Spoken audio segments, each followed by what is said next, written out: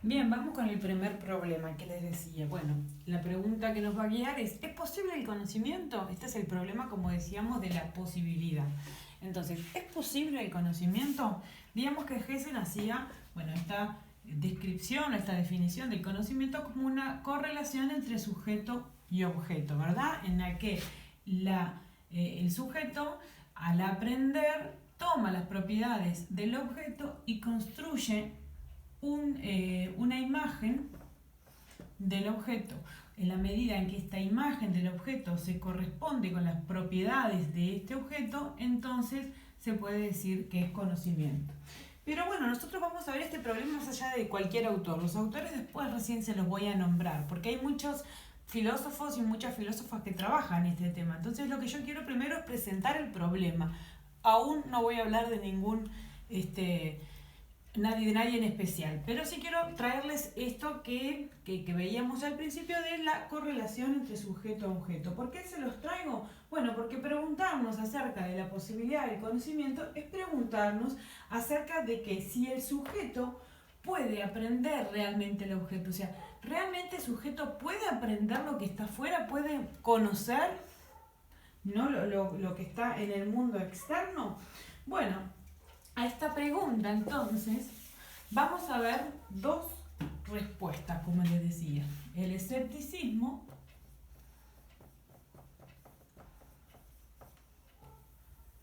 y el dogmatismo. ¿Qué es lo que dicen cada una de estas diferentes corrientes filosóficas en torno al problema de la posibilidad del conocimiento? Bueno, los escépticos dicen no es posible el conocimiento. ¿Cómo que no? No. El conocimiento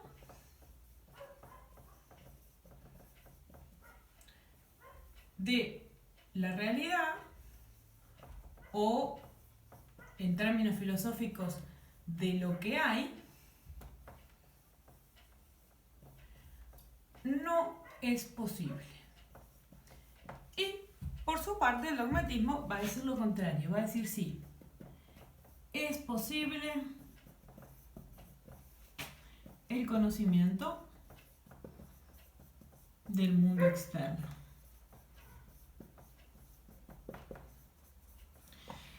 ¿Qué pasa? Con esto nos quedamos muy cortos, porque sí o no, bueno, necesitamos una argumentación. Y los argumentos ahí sí vienen generalmente de diferentes personas. Entonces nosotros vimos dos diferentes exponentes de cada uno. Vimos a Gorgias como un escéptico radical, y vimos a Descartes como un representante del dogmatismo. Pero antes de eso quiero recordarles que vimos que también la palabra escepticismo puede ser pensada de una forma radical, en el sentido que está aquí escrito, ¿sí? No es posible el conocimiento, pero también puede ser llegada a pensar de una forma metódica, como método.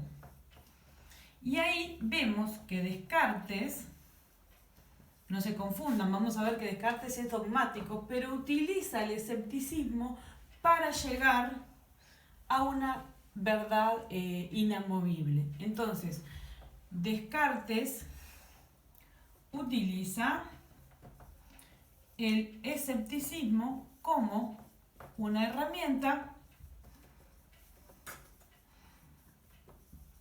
para llegar a la verdad. A la verdad.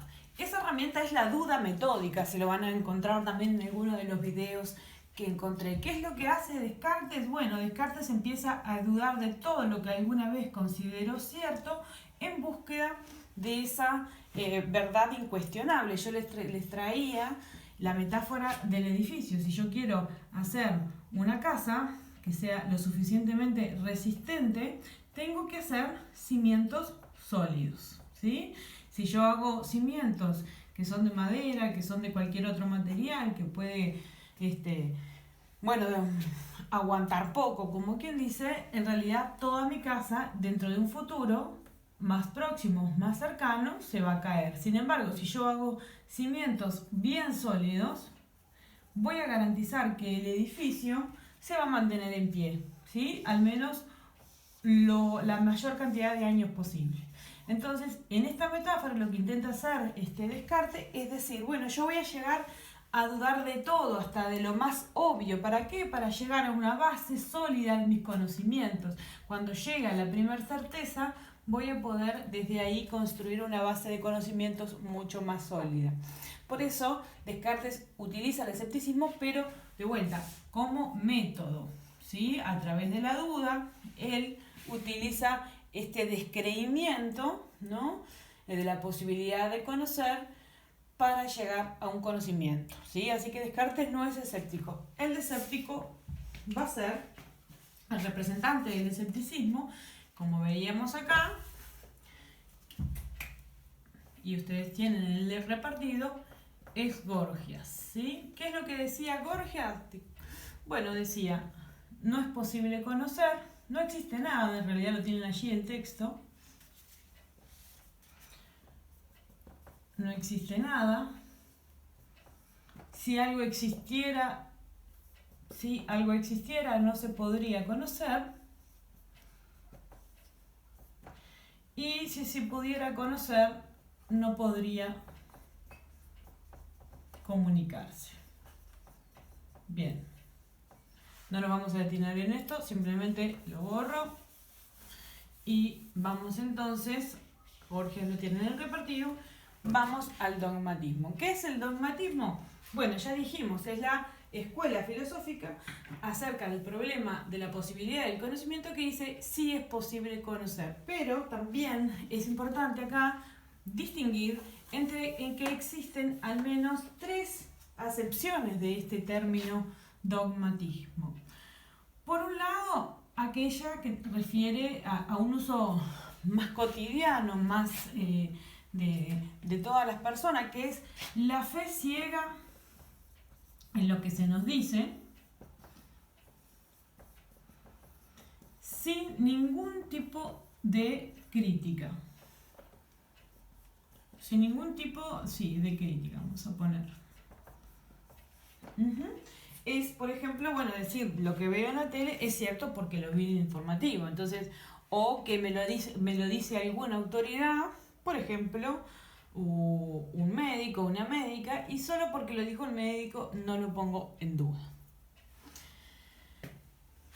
Bien, la segunda acepción que vimos, bueno, es la creencia de que existen algunas proposiciones cuya verdad es posible de conocer, para los cuales es posible presentar pruebas. Esto es, la creencia en la eficacia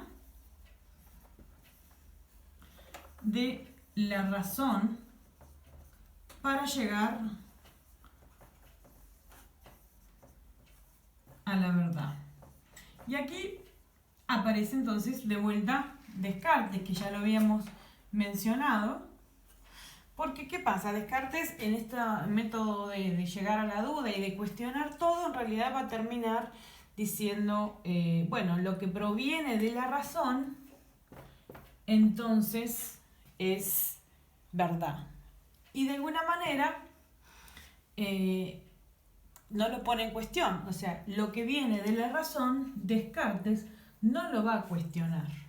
En ese sentido, también, y ahí viene el término, en tercera acepción del término, que es la que trae Kant, refiriéndose exactamente a eso, a la confianza ciega en la posibilidad de la razón.